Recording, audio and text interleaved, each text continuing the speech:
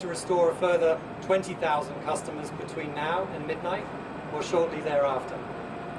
But I do want to share with you that we're finding more extensive damage than we even thought earlier today.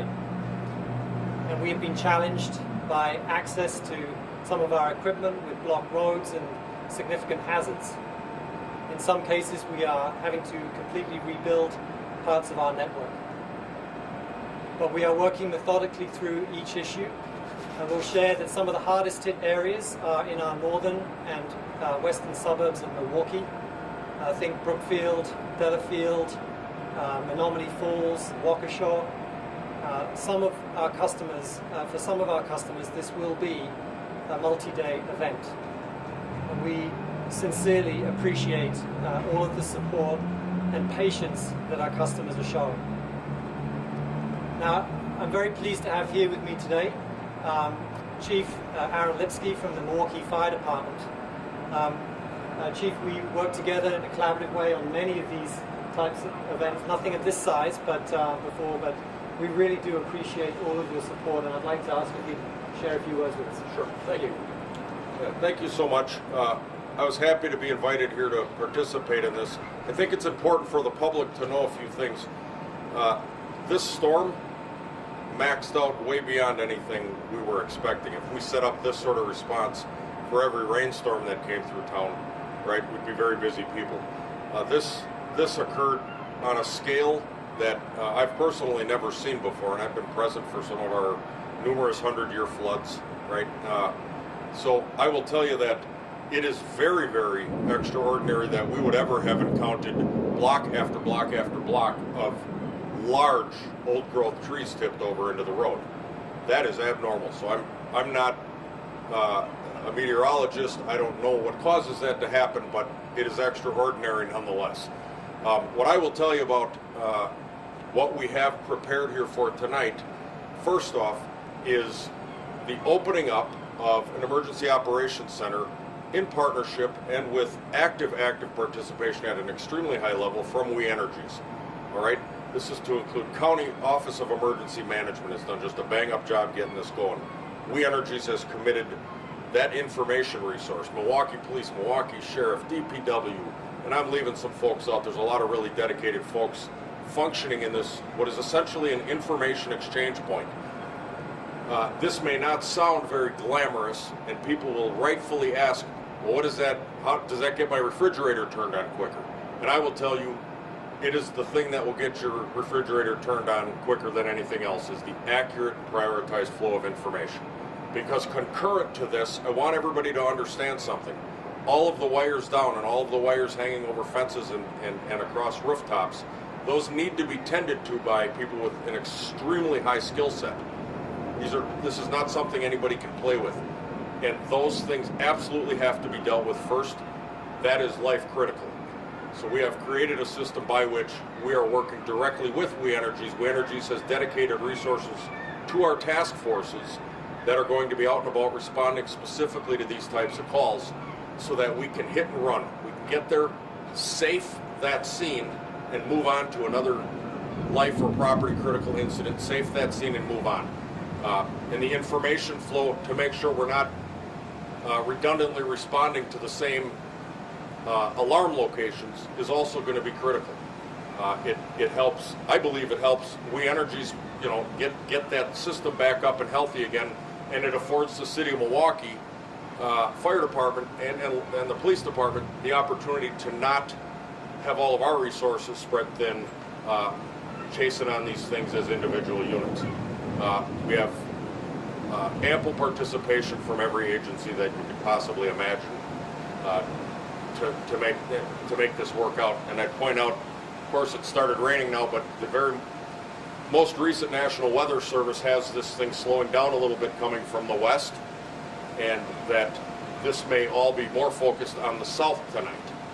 Now, again, I'm not a meteorologist, but what that means when I hear it is we're going to now, at the EOC level, collaboratively shift our resources to where the problems may drum up tonight if we have those high-scale winds again. So, absolutely pleased to have this partnership. The folks at We Energies have been absolutely nothing but forthright and honest with this is what we have going on, this is what we need, good exchange of information, and it will be a better outcome for everybody in the end. Thank you, Chief. Really do appreciate it. Yeah, thank you.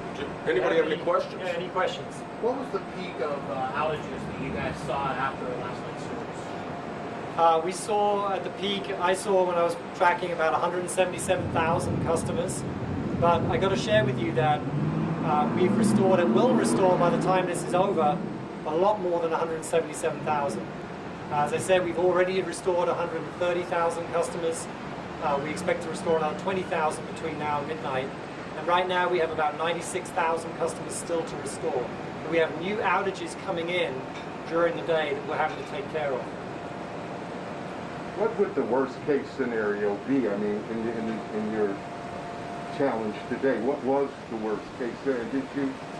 How far did you get with it? Well, the worst case is someone gets hurt. You know, an employee or a member of the public. Absolutely. And you know, so far we have been working safely. We talk about safety on every single one of our storm calls. We have calls on a regular basis.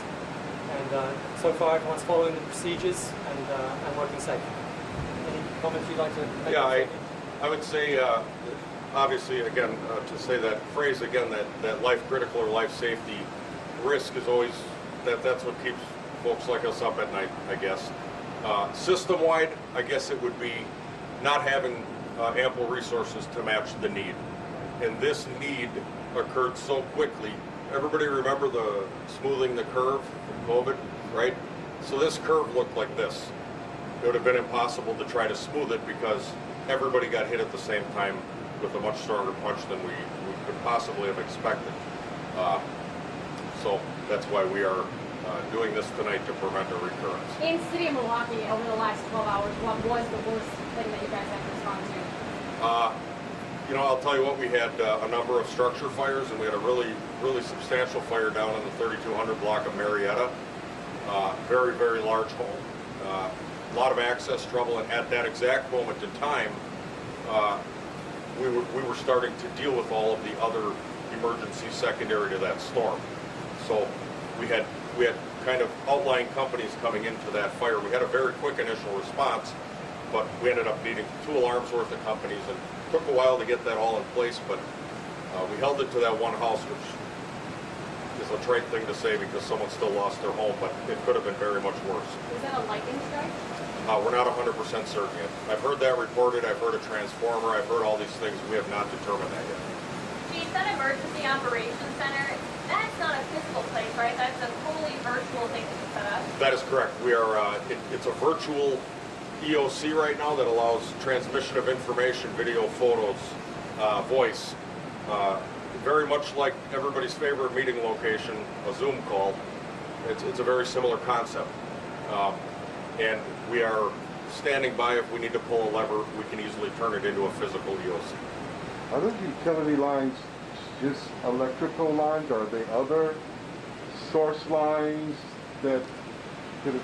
Well, primarily it's electric outages that we're talking about, but for you, I'm sure if you've driven around and seen a lot of the trees that have been ripped up, tree roots go into the ground, and that's where our gas lines are as well. So we have had to deal with gas outages and gas leaks as well as a result of the storm. Speaking of resources, earlier you mentioned calls are being made for out-of-state for mutual assistance. Have we heard back from any states? Where do we stand? Well, some of our surrounding states have been hit just like we were, so it's been a little challenging, but we do have some resources coming from out of state. Right now we have a commitment of 50 FTEs, full-time equivalent line mechanics, that will be here this evening. And that's on top of the roughly 500 that we have working on the front lines right now. Do we know where the 50 are coming from? 50 additional resources, additional line mechanics that can help the existing 500 that are working on the restoration. And that 500, may I add, is just those that are on the front line. We have hundreds more working our call centers and in our system operations. We have many, many hundreds of employees in leadership working and managing this restoration efforts. This is all hands on deck. Do you have below ground utility? I mean, Yep. Yeah. Was that damaged? Was that okay? Not from the storm. Our underground system has been largely left intact, which has been good. Is that like a backup system, or? No, that's the primary system. So in Milwaukee, particularly, we have a lot of underground feeders supplying these buildings and the downtown area. Tom, you said it's going to be a multi-day event for some of your customers. Do you know how many days? Are you talking tomorrow, Friday, Saturday? Well, we're still working on that. Days, not weeks, but certainly it could be a few days here, I'll say that. And we will provide an update tomorrow as we get a better handle on the resources and outages as they're coming in. I know it's technical, but what delays that out for days for these customers and for you guys to get in there? So we might see on our system a feeder, which has maybe got 3,000 customers on it, as an outage. We'll send a resource. Now in normal times, we can restore a feeder in a couple of hours. But what we're finding is those feeders have got multiple, sometimes dozens of hazards, trees down them. So we're having to make, it's not just one touch point, it's multiple touch points on a single feeder, which is taking a lot longer. And then we just literally have thousands of onesie, twosie outages. Every single one needs a resource to take care of it. What can people do to help in the meantime? Can they stay in so they can clear the roads? What can people do? Well, I'll speak for the first thing. Please do not go near the down wire, down equipment, stay well away. Report the outage. If you see it on the outage map, then it's already been reported, so you can go to the website and see where our outages are. But if it's not there, then please report it to us. You can call the call center or use mobile app as well. We have a mobile app which you can use to report your outages. Chief, anything else? Ditto. But also, if you see down wires, do not go near them, do not touch them, do not approach them.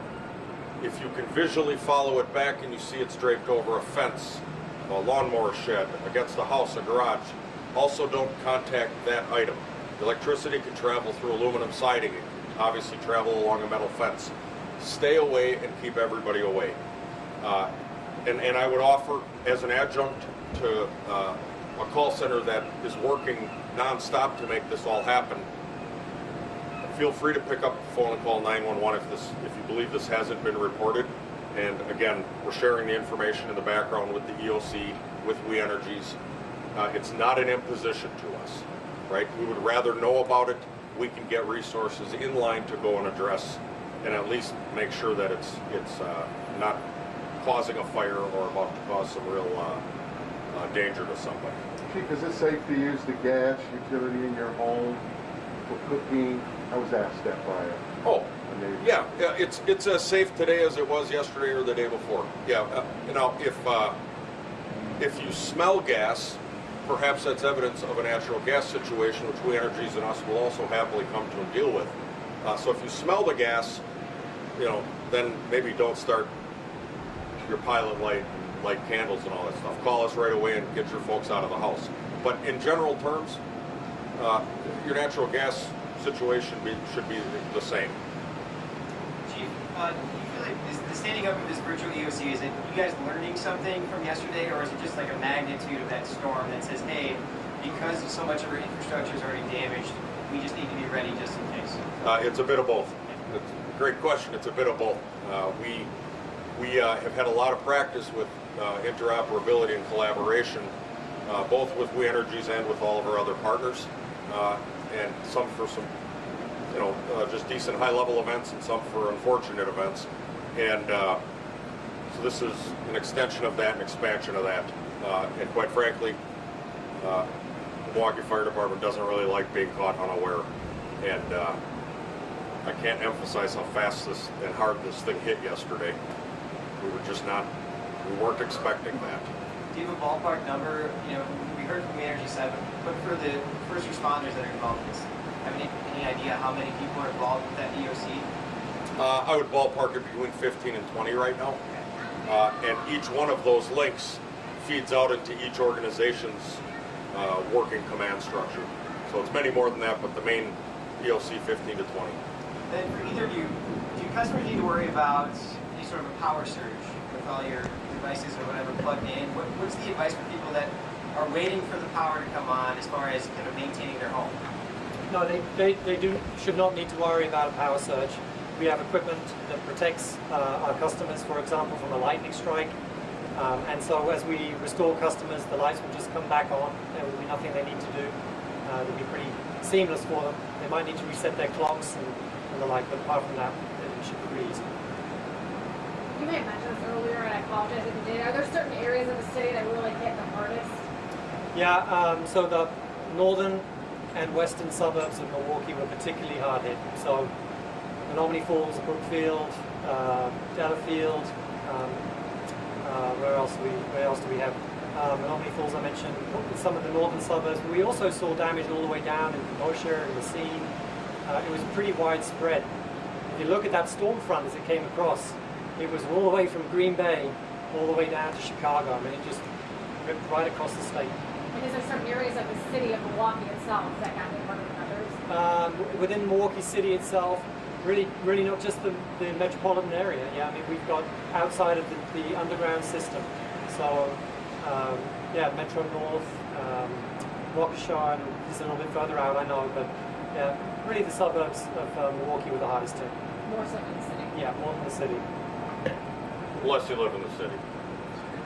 And you're one of them. Right. Thank you.